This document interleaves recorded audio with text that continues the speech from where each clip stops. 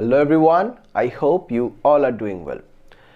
এর আগে একটা ক্লাসে আমরা শিখেছিলাম যে কজেটিভ ভার্ব লেটকে আমরা আমাদের ডেইলি কনভারসেশনে কিভাবে ইউজ করতে পারি এবং এটাও শিখেছিলাম যে কজেটিভ ভার্ব লেটকে ডিফারেন্ট টেন্সের ক্ষেত্রে কিভাবে একটা সেন্টেন্সে ইউজ করতে হয়। যারা এখনো সেই ভিডিওটি দেখোনি, ডেসক্রিপশনে এবং আই বাটনে আমি লিংক দিয়ে দিয়েছি, পারলে অবশ্যই ভিডিওটি দেখে নিও। এবার প্রশ্ন হচ্ছে আজকের ক্লাসে আমরা কি শিখব। আজকের ক্লাসে আমরা শিখব কজেটিভ ভার্ব লেটকে মোডালের সাথে কম্বাইন্ড করে একটা সেন্টেন্সে কিভাবে ইউজ করা যায়। নতুন লার্নারদের পক্ষে অনেক সময় এটা সমস্যার হয়ে যায়, তারা বুঝে উঠতে পারে না যে স্ট্রাকচারটা কি হবে, কোথায় মোডাল বসবে, কোথায় লেট বসবে এবং কোথায় বা মেন ভার্ব বসবে।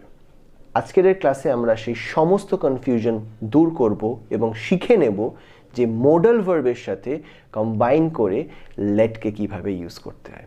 কাজেই চলো দেরি না করে আজকের ক্লাস শুরু করা যাক।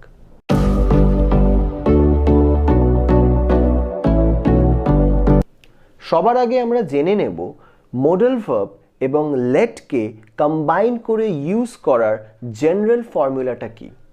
ফর্মুলাটা হচ্ছে, প্রথমে আমি সাবজেক্ট বসাবো, তারপরেই আমি মোডাল ভার্ব বসাবো, তারপরে বসবে লেট, তারপরে বসবে অবজেক্ট, তারপর ভার্বের ফার্স্ট ফর্ম এবং একদম শেষে রিমেইনিং কিছু থাকলে বসিয়ে দিতে হবে।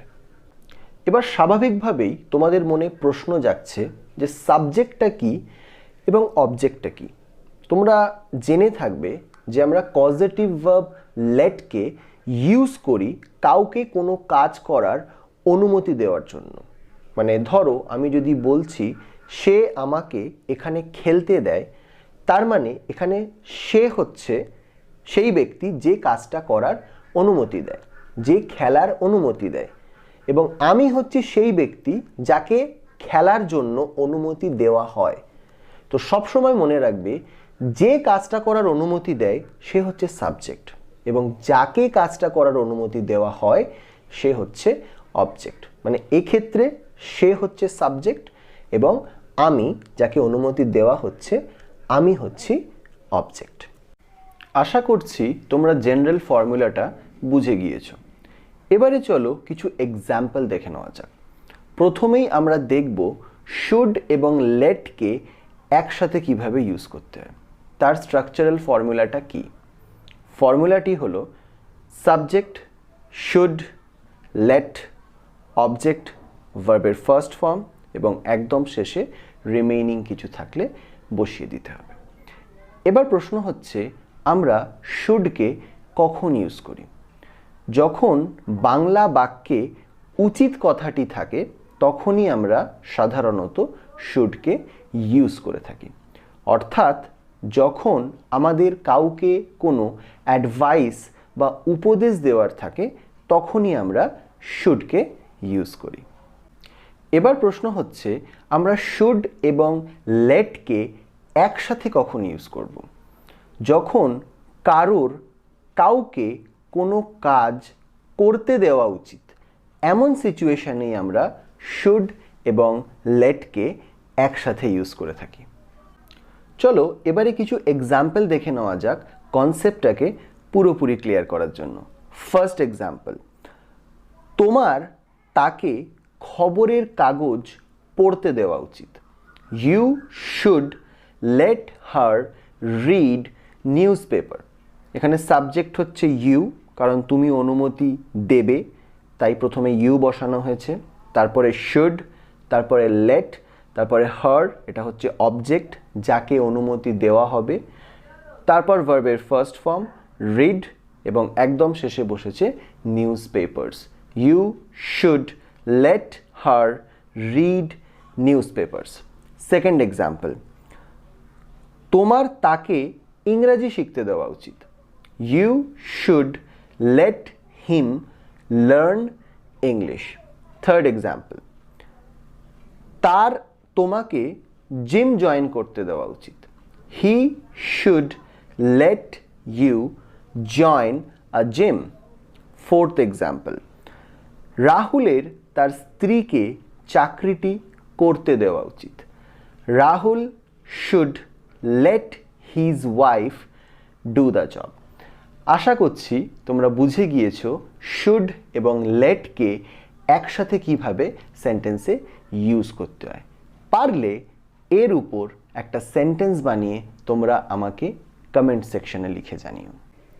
এবারে আমরা শিখব মডাল ভার্ব মে এবং লেটকে একসাথে কিভাবে ইউজ করা যায়।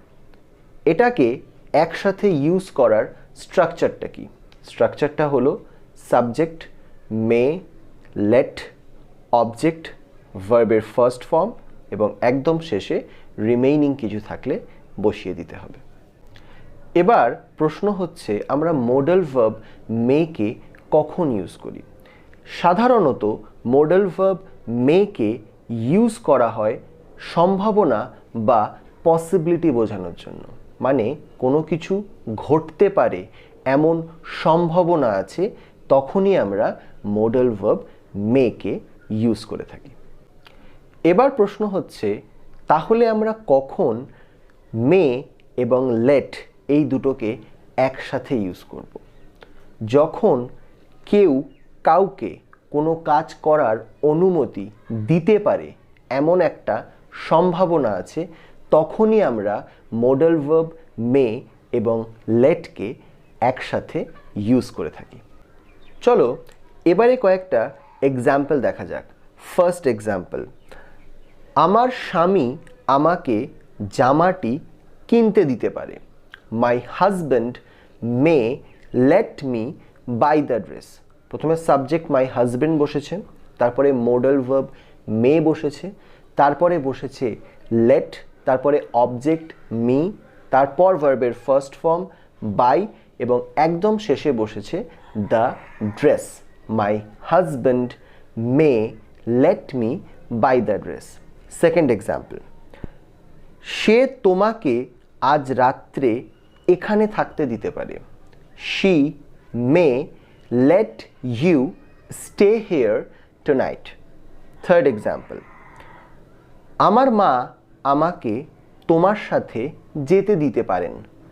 মাই mother may let me go with you.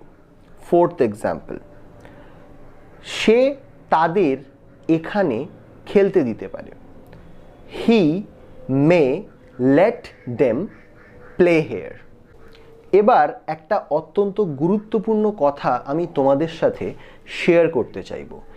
এই স্ট্রাকচারে তোমরা মডাল ভার্ব মের পরিবর্তে মাইটও ইউজ করতে পারো। দুটো একই মিনিং ক্যারি করবে। মে এবং মাইট এই দুটোই মডাল ভার্বকে পসিবিলিটি বা সম্ভাবনা বোঝানোর জন্য ইউজ করা হয়। আশা করছি তোমরা বুঝে গিয়েছো মডাল ভার্ব মে এবং লেটকে কম্বাইন করে কিভাবে ইউজ করতে হয়। পারলে এই স্ট্রাকচারটাকে ইউজ করে একটা সেন্টেন্স বানিয়ে তোমরা আমাকে কমেন্ট সেকশনে লিখে জানিও। এবারে আমরা শিখব মডাল ভার্ব মাস্ট এবং লেটকে একসাথে কিভাবে ইউজ করতে হয়।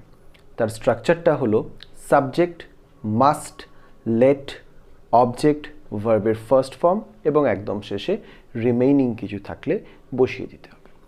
এবার প্রশ্ন হচ্ছে আমরা মডাল ভার্ব মাস্টকে কখন ইউজ করি? সাধারণত কোনো কাজ অবশ্যই করা হবে বা কোনো ঘটনা অবশ্যই ঘটবে এমন সিচুয়েশনে আমরা মডাল ভার্ব মাস্টকে ইউজ করি।